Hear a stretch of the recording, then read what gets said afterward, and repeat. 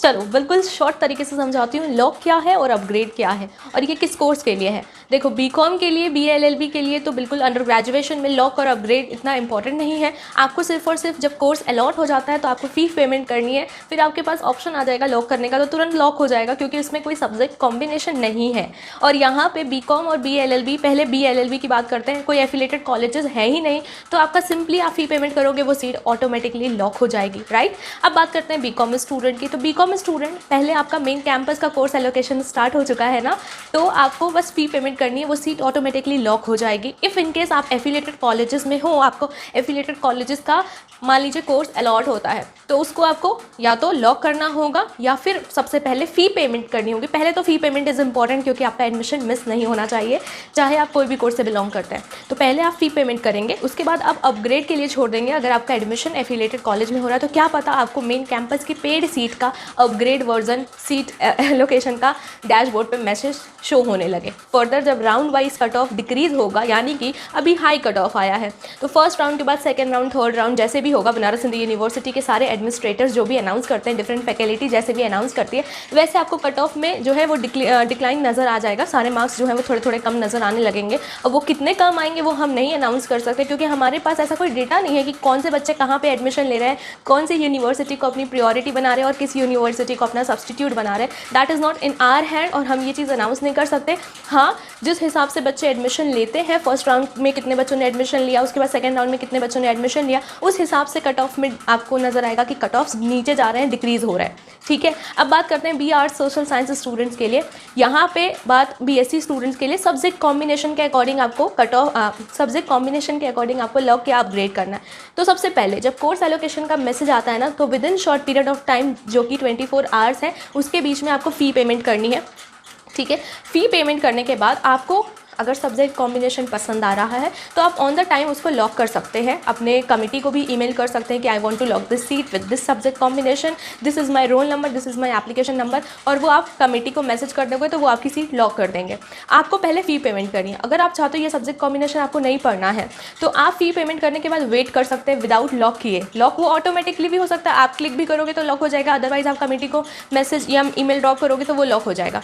लेकिन अगर आप फ़ी पेमेंट करके छोड़ देते हो तो वो अपने आप अपग्रेड होगा, चाहे वो आर्ट्स में अपग्रेड हो या वो सोशल साइंस में अपग्रेड हो। बीएससी में डिफरेंट सब्जेक्ट कॉम्बिनेशन में जो है ना, जैसे कोई भी ऑनर्स चेंज होकर दूसरा सब्जेक्ट जो है वो आपका ऑनर्स बन सकता है, तो वैसे अपग्रेड होता है। तो इस चीज़ का आप ध्यान देंगे। सबसे पहले आपको फ़ी पेमेंट करनी होगी क्योंकि एडमिशन मिस नहीं करना है।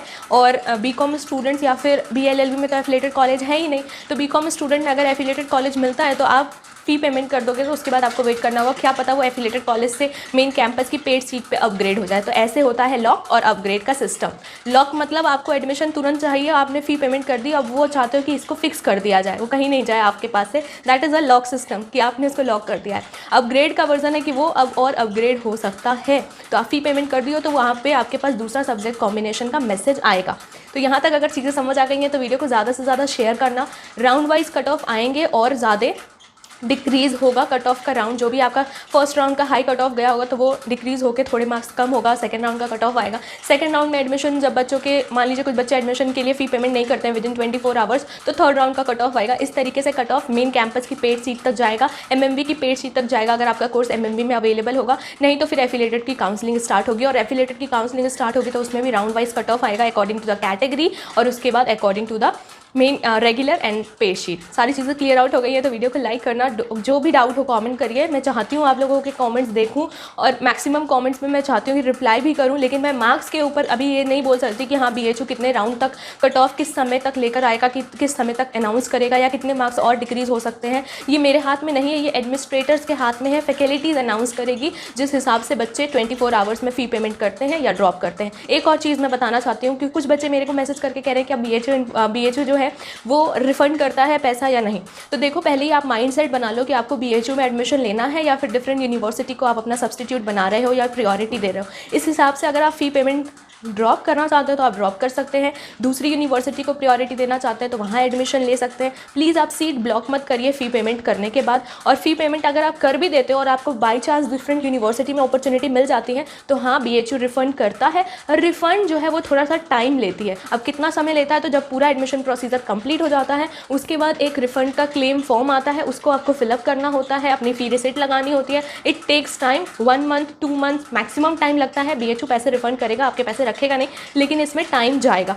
प्लीज़ इस चीज़ का ध्यान दीजिएगा कि आप डिफरेंट यूनिवर्सिटी को अगर प्रायोरिटी देते हो और BHU को सब्स्टिट्यूट बनाते हो तो आप एक बच्चे की सीट जो है ना ब्लॉक कर रहे हो। तो इस चीज़ का ध्यान देते हुए सोच समझ के अपनी फ़ी पेमेंट करिए। आपको BHU चाहिए, BHU को अपनी ड्रीम यूनिवर्सिटी समझते हैं, चाहे मेन कैंपस हो या एफिलिएटेड कॉलेज हो, तो आप एडमिशन प्रोसीजर को आगे फुलफिल करिए, फ़ी पेमेंट करिए। फ़ी पेमेंट करने के बाद वो लॉक अपग्रेड सब कुछ होता रहेगा। लेकिन नहीं चाहिए बनारस हिंदू यूनिवर्सिटी तो दूसरे स्टूडेंट की सीट ब्लॉक मत करिए। ध्यान दीजिए इस चीज़ का कि आपको लगता होगा कि 2000 रुपीज़ या कुछ सम अप अमाउंट जो है वो आपके लिए इतना इंपॉर्टेंट नहीं है, लेकिन वो दूसरे स्टूडेंट के लिए बहुत ज़्यादा इंपॉर्टेंट हो जाता है। Stay safe, stay healthy. जो भी डाउट हो टेलीग्राम पे भी मैसेज करके पूछो। आज शाम को फिर से कोर्स एलोकेशन, मतलब अभी से ही कोर्स एलोकेशन वगैरह सब कुछ स्टार्ट होगा। इसके बाद जो है आपके पास कोर्स अलॉट होने के बाद का जो प्रोसेस है वो मैं नेक्स्ट वीडियो में बताऊंगी कि क्या इंपॉर्टेंट है और क्या इंपॉर्टेंट नहीं है। ठीक है, कोई भी डाउट हो कमेंट करके बता देना। इस वीडियो को ज़्यादा से ज़्यादा शेयर करना और प्लीज़ पैनिक मत करिएगा। धीरे धीरे करके कोर्स अलॉट होगा, पहले वेरिफिकेशन कंप्लीट आएगा, रिजल्ट पब्लिश नज़र आएगा और फिर कोर्स अलॉट हो जाएगा। Stay safe, stay healthy. Signing off.